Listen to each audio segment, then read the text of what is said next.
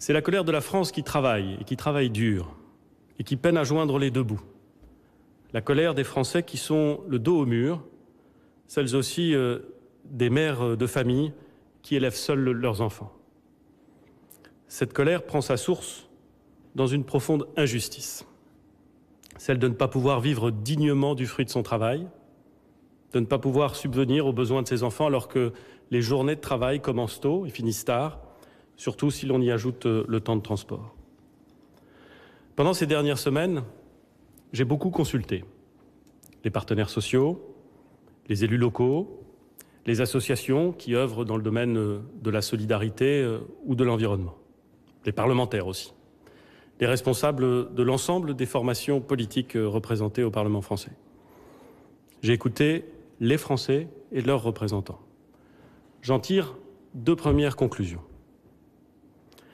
D'abord, les Français qui ont enfilé un gilet jaune aiment leur pays. Ils veulent que les impôts baissent et que le travail paye. C'est aussi ce que nous voulons. Ce sont aussi nos valeurs.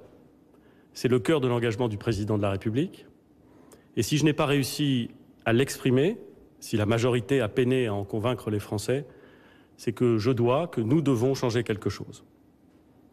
Nous avons déjà pris des mesures fortes sur le pouvoir d'achat, la baisse de la taxe d'habitation, la baisse des cotisations salariales. Avec la prime d'activité et l'augmentation légale du SMIC au 1er janvier, nous constaterons une hausse de 3% du SMIC net au 1er janvier, c'est-à-dire une des plus importantes de ces 25 dernières années. Notre objectif, c'est que le travail paye et nous avons bien entendu les Français qui nous demandent d'accélérer.